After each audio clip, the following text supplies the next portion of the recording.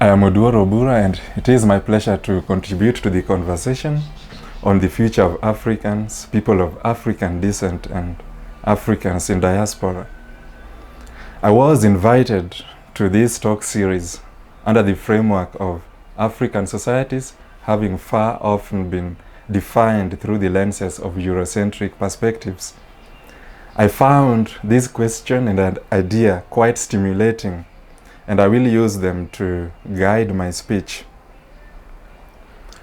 I choose to have the question, Decaying Futures, as the title of my talk, to reflect on the past and what the present indicate for our futures. Based on the patterns that I have observed, I open that the encounter between the West and Africa has been one of decaying relationships.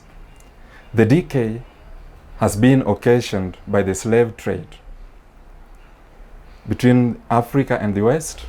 It has also been occasioned by the colonial occupation and rule of Africa. And certainly the decay is also affected by the aftermath of these encounters. It has left in its wake certain worldviews that mischaracterize the African in history.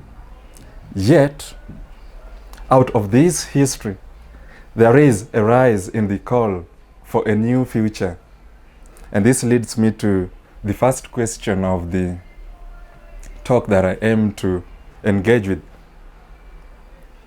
How do African diasporic activists and scholars imagine the future in the context of persisting global inequalities due to colonialism? Well, I choose to think of multiple futures. I consciously choose futures and not future because futures will open up a space in which to show the visions Europe has had for Africa and what visions we Africans and people of African descent have for Africa. I do find it intriguing that it now seems to be the trend to imagine futures between Africa and the West. We really have to think of this future in the context of an older form of the West. I guess this might possibly be the oldest form of the West. That is, a West that insinuates itself to be the center of the world and the many narratives that the Western world has invented to feed the narrative of itself as the superior form among multiple civilizations.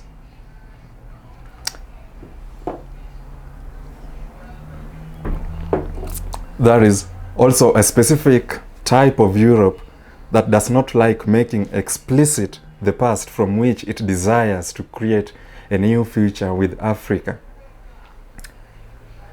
And whenever the past is invoked, it is brought up as if it is of little bearing on the present.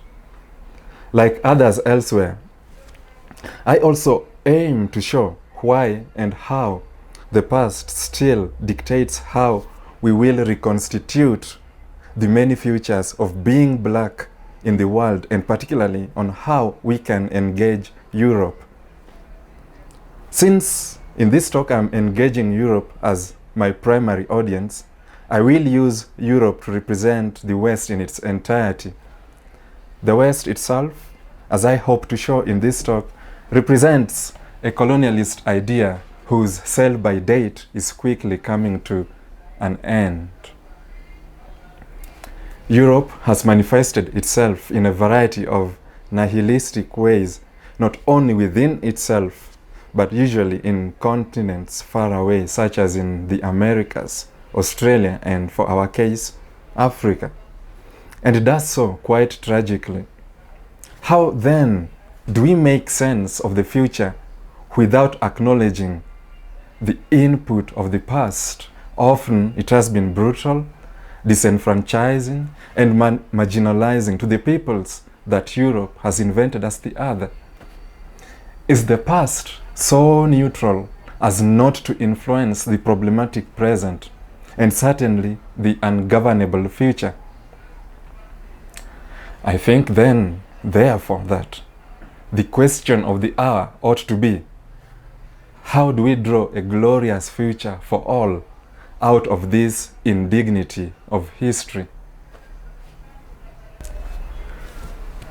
For this talk, then, I will use an example based on African childhoods and my experiences of museums to anchor our relationship with Europe. We take the example of childhood and museums and inquire, how has Europe divested Africa of its childhoods and resources? Why does Europe keep on memorializing an objectified Africa in the museums that are scattered all over the European metropolises? Why and how does Europe continue the tradition of marginalizing African children, and for whose benefit is the marginalization done?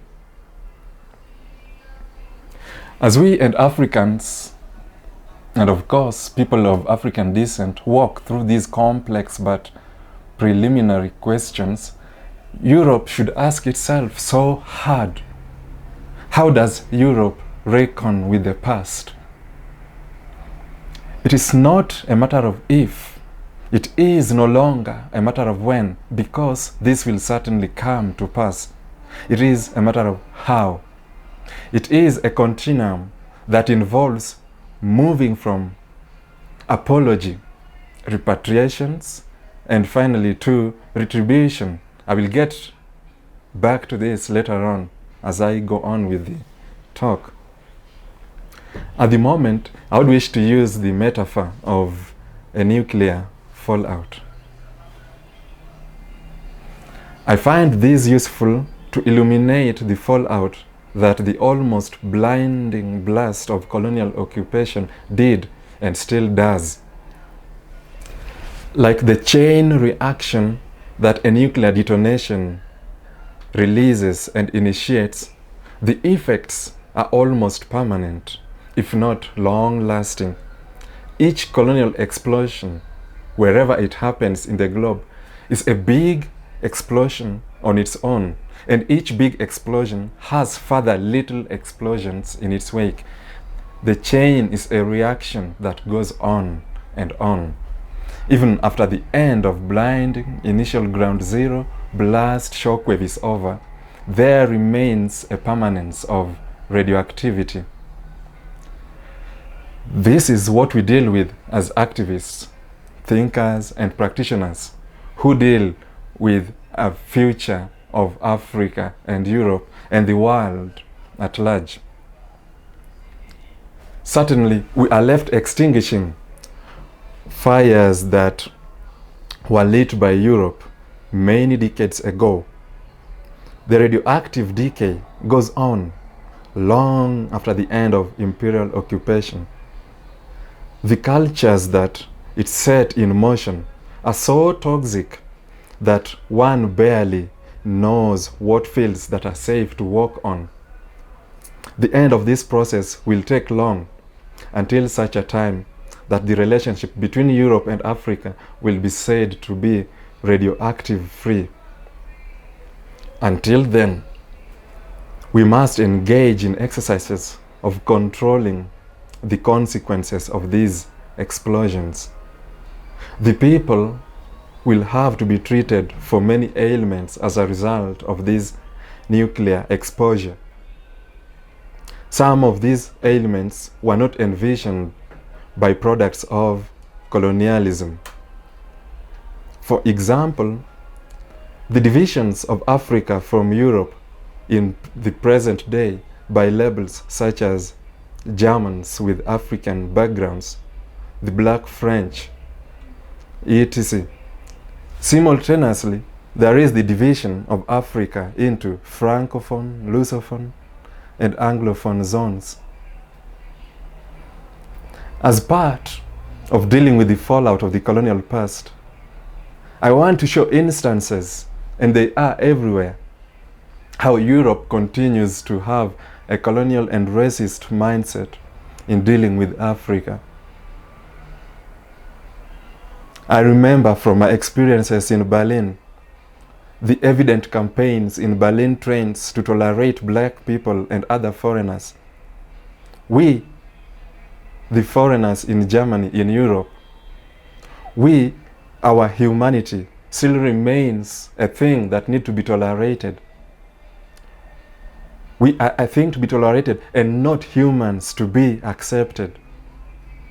I do show these instances in order to find ways of building a better future that is not decaying radioactively. The toxic dust of colonialism travels in all directions within our skies. It chokes the African in America, in the United States of America.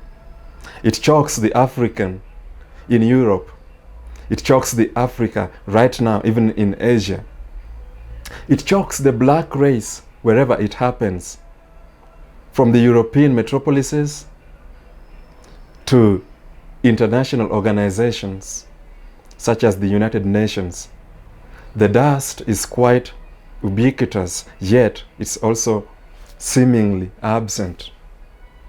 It is absent in the sense that many European histories, in the very least, ignore, and at the very worst, glorify and extend the colonial past.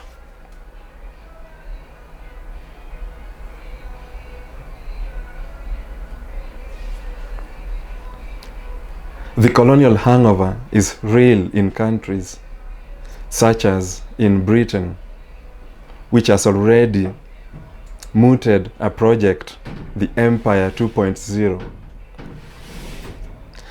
It is real in the German government's delay in ensuring the speedy repatriation of the remains of the Herero, the Nama, and even within a section of the Tanzanian communities.